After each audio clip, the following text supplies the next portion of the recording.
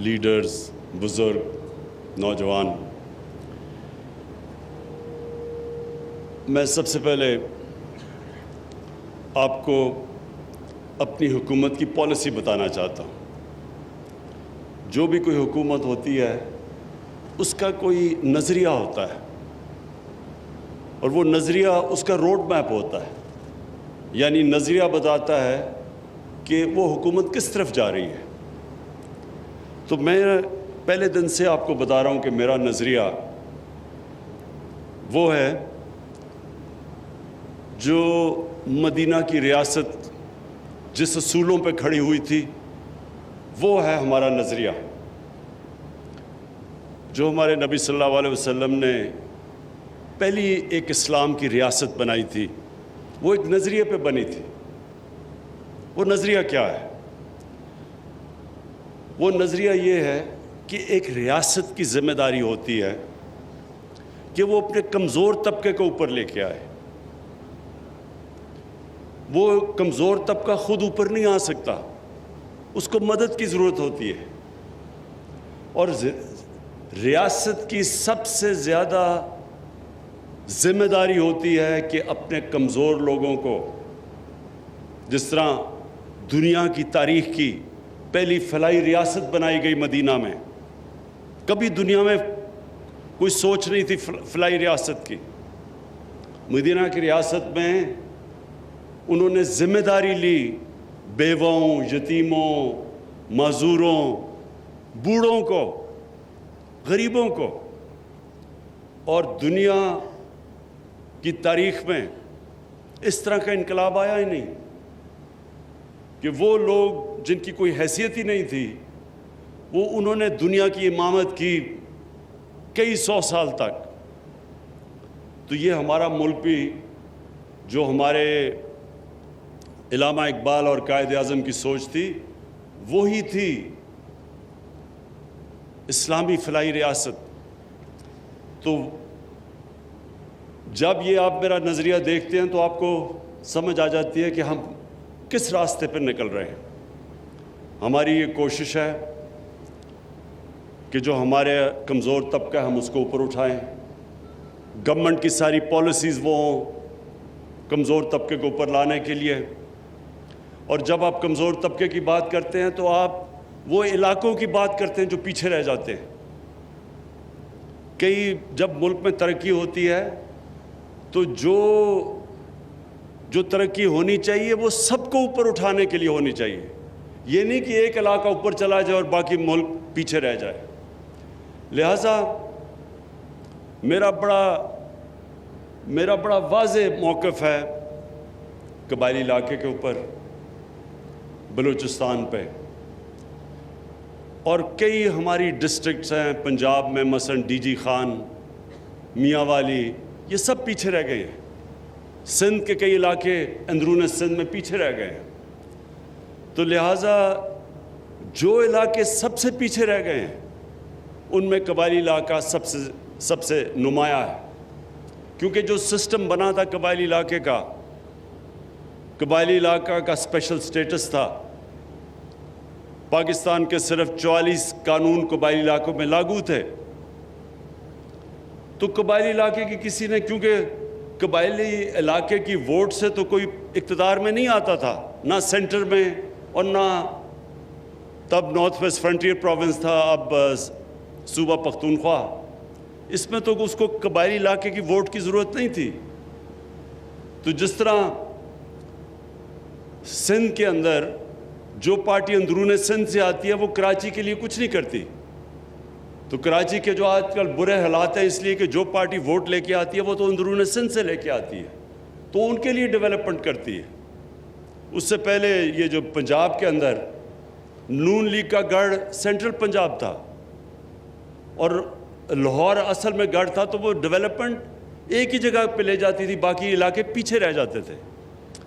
ہمارا موقف یہ ہے کہ جو علاقے پیچھے رہ گئے ہیں ہم نے سب سے زیادہ ان کے اوپر توجہ دینی ہے.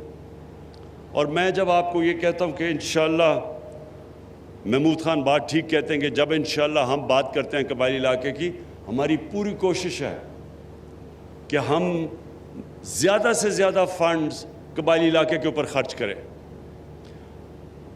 مجھے تھوڑا سا افسوس بھی ہوتا ہے کہ حالانکہ ہمارے صوبوں نے یہ وعدہ بھی کیا تھا ہمارے آنے سے پہلے کہ 3% وہ اپنے NFC ایوارڈ سارے صوبے دیں گے قبائلی علاقے کو، لیکن اب ہم نے جب ہمیں حکومت ملی تو وہ صوبے تیار نہیں ہیں اپنے وہ فنڈ دینے کے لیے جو انہوں نے وعدہ کیا ہوا تھا. میں ان کو یاد کراتا ہوں کہ ہمارے دین کے اندر، قرآن کے اندر یہ بڑا واضح لکھا ہوا ہے کہ اپنے وعدوں کو پورا کرو. مسلمان اپنے وعدے پہ کھڑا ہوتا ہے، اور انشاءاللہ میری پوری کوشش ہے کہ ان سارے صوبوں سے جو باقی صوبے ہیں، پختونخوا نے تو اپنا شیئر دے دیا، لیکن باقی صوبے کہتے ہیں جی آگے ہی بڑے برے حالات ہیں، آگے ہمیں پیسہ نہیں پورا مل رہا، کیونکہ ملک کے تو آپ سب جانتے ہیں کہ پچھلے 2 سال سے حالات برے ہیں. ٹھیک ہونے والے تھے، پھر کرونا آ گئی، کرونا کی وجہ سے ہمارے پیسہ کم اکٹھا ہوا. لیکن میں پوری کوشش کروں گا انشاءاللہ کہ پختون جو ہمارا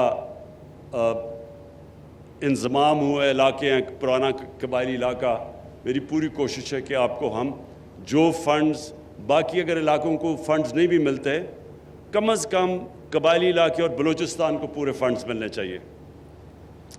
جو محمود خان آپ نے بات کی کہ جو آپ کو ڈیولپمنٹ کے لیے قبائلی علاقے کے لیے فنڈز چاہیے، انشاءاللہ اس کے اوپر ہم پورا زور لگا رہے ہیں. اور آپ کو پتہ ہے کہ پلاننگ کو میں نے پورا کہا ہوا ہے منسٹری آف پلاننگ کو کہ قبائلی علاقے کے لیے آپ کہیں سے بھی فنڈز پورے کریں.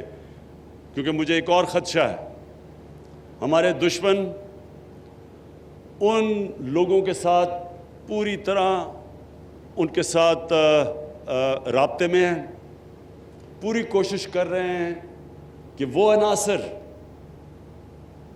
جو نہیں چاہتے یہ انضمام قبائلی علاقے کا اور پختونخوا کا، وہ پوری کوشش کریں گے کہ کوئی نہ کوئی انتشار پھیلایا جائے. جو ملک سے باہر دشمن ہیں وہ اس طرح کے عناصر کو پوری طرح فنڈ بھی کرتے ہیں اور بار بار کوشش کرتے ہیں کہ کسی طرح رکاوٹیں ڈالی جائیں یہ جو انضمام ہوا ہے. اس لیے اور بھی زیادہ ضرورت ہے کہ ہم قبائلی علاقے کے اوپر پوری طرح ڈیولپمنٹ میں کوئی کسر نہ چھوڑیں. اور یہ جو انضمام کی وجہ سے ایک اور چیز ہوئی کہ یہ جو تجارت کرتے تھے یا جو چیزیں لے کے آتے تھے افغانستان سے، وہاں اب وہ باڑ لگ گئی ہے جو لگنی بھی چاہیے اسمگلنگ روکنے کے لیے، کیونکہ اسمگلنگ پاکستان کو تباہ کر رہی ہے. ہماری انڈسٹری نہیں ڈیولپ ہوتی اسمگلنگ کی وجہ سے. انڈسٹری اگر نہیں ڈیولپ ہوگی ہم روزگاری ان لوگوں کو دے سکیں گے، اپنے نوجوان آبادی کو. اور دوسری چیز ہم ایکسپورٹ نہیں کر سکیں گے. اگر ایکسپورٹ نہیں کر سکیں گے پاکستان کبھی بھی یہ قرضوں کی دلدل سے نہیں نکل سکتا. تو اس کے لیے ہمیں اسمگلنگ تو روکنی ہے. لیکن وہ لوگ جو وہاں پہلے تو بارڈر تھا ہی نہیں، ان کے لیے بارڈر مارکیٹس کھولنی شروع کرنے لگے ہیں. پوری ہماری تیاری ہو رہی ہے کہ بارڈر مارکیٹس کھلیں تاکہ وہاں جو لوگ جو تجارت کرتے تھے افغانستان سے ان کے لیے موقع فراہم ہوں روزگار کے. اور ایک اور بڑی خوشخبری ہے کہ افغانستان میں جو اب امن کی طرف ڈائلاگ شروع ہو گیا ہے طالبان کا اور افغان گورنمنٹ کا. ہم سب دعا کرتے ہیں کہ یہ کامیاب ہو جائے. ادھر بھی ہمیں خوف ہے کہ ایسے عناصر بیٹھے ہوئے ہیں، ایسے ملک جو نہیں چاہتے کہ یہ امن ہو افغانستان میں. اور ہم سب دعا کرتے ہیں کہ اگر افغانستان میں امن ہو جائے تو یہ سارا قبائلی علاقہ، اس سب میں ایک بہت بڑی تبدیلی آ جائے گی، کیونکہ تجارت شروع ہو جائے گی. یہاں سے سینٹرل ایشیا تک موقع ملے گا تجارت کرنے کا. تو وہ خوشحالی آئے گی جو ابھی تک بدقسمتی سے جب سے پاکستان بنا ہے قبائلی علاقے میں وہ خوشحالی نہیں آئی. اور اب انشاءاللہ اگر یہ جس طرف جا رہا ہے امن کا بات چیت، اور انشاءاللہ اگر یہ آگے بڑھتی ہے تو سارا قبائلی علاقہ سب میں بہت بڑی تبدیلی آئے گی تجارت کی وجہ سے. میں آخر میں